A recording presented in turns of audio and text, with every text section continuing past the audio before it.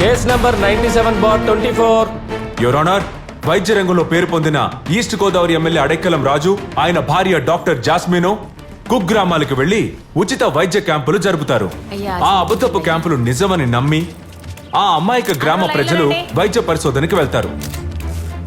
వాళ్ళ ఆధార్ కార్డులు, రేషన్ కార్డులు అన్నీ తీసుకుని వాళ్ళ దగ్గర చాలా తెల్ల కాగితాల మీద సంతకాలు తీసుకుని వాళ్ళకే తెలియకుండా వాళ్ళ పేరునే పాలసీలు తీసుకుని లేని వ్యాధులు ఉన్నట్టు చెప్పి ఆపరేషన్ చేసినట్టు బిల్లు, అబద్ధపు డాక్యుమెంట్స్ రెడీ చేసి ఇన్సూరెన్స్ మనుషుల్ని చేతిలో పెట్టుకుని కోట్ల రూపాయలు కొట్టేశారు. అడెక్కల్ రాజు ఇన్సూరెన్స్ మోసంలో బాధించబడ్డవారు ఇంతవరకు మేము సేకరించిన లిస్టు ప్రకారం 28 మంది. ఇంకా ఎంతమందో. ఏ పాపం తెలియని పేదల జీవితాలతో వాళ్ళ ప్రాణాలతో ఆడుకునే అడెక్కలం రాజుకి కఠినమైన శిక్ష విధించి మోసం చేయబడ్డ డబ్బుని బాధించబడ్డ కుటుంబాలకి ఇప్పించవలసిందిగా తీర్పు విధించాలని కోర్టు వారిని కోరుకుంటున్నాను. That's all your honour. ఈ కేసు వచ్చే 15వ తారీఖుకి వాయిదా వేయబడింది. ఆంధ్ర ముఖ్యమంత్రిపై పూగుండ్రన్ ప్రజా ప్రయోజన కేసు. భారీ వర్షం వల్ల ఇబ్బంది పడిన వారికి బోట్ ఇచ్చే పథకంలో 4,000 కోట్లు మింగేసినట్టు ఫిర్యాదు. అన్నా, ఇది వరకు నా మీద కేసు వేశారు, ఇప్పుడు మీ మీద వేశారు. ఆల్రెడీ అక్రమ సంపాదన అని 2 మినిస్టర్ని జైలుకి పంపించారు. నాకు అవకాశం ఇవ్వండి. కాళ్ళు చేతులు విరగదీసి ఆ పూంగుండ్రం పెట్టిన అన్ని కేసుల్ని ఈ రోజే క్లోజ్ చేస్తాను.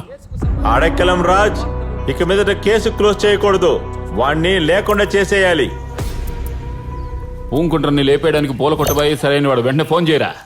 పూల కొట్టు బాయిని చంపేసి వాడు బురద గుట్టలో పడి చచ్చిపోయాడు. మరి గాజులు వాసు వల్లూరులో వాడిని చుట్టుముట్టి పట్టుకున్నారని సోషల్ మీడియాలో కూడా వచ్చింది కుంకుమ కదా. కుమారు, అయ్యో, కరోనాలో వాడు ఎప్పుడో పైకి వెళ్ళాడు.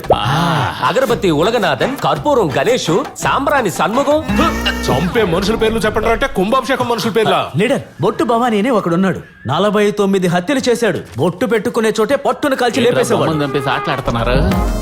పొద్దున లేచిందే కాఫీ తాగడానికి ముందు ఒక బొమ్మనైనా చంపితేనే ఈ బొట్టు భవానికి హ్యాపీగా ఉంటుంది.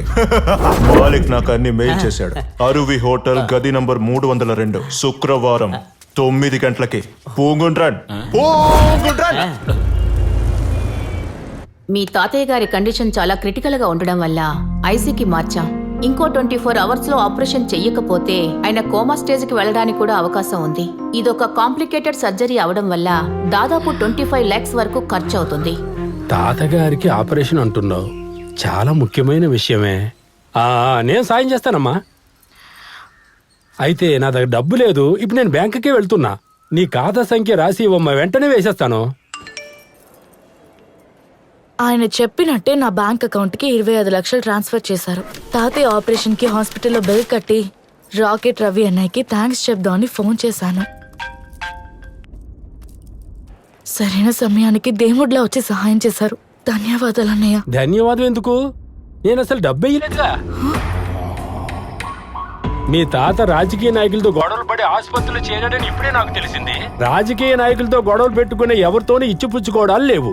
గతంలో తీసుకున్న 15 లక్షలు వడ్డీతో తిరిగి ఇవ్వలేదంటే నీ కుటుంబాన్ని వీధుల్లో అడుక్కునేలా చేసి వసూలు చేస్తా. రాకెట్ రవి ఆ డబ్బు పంపకపోతే అయితే ఆ 25 లక్షలు పంపించింది ఎవరు?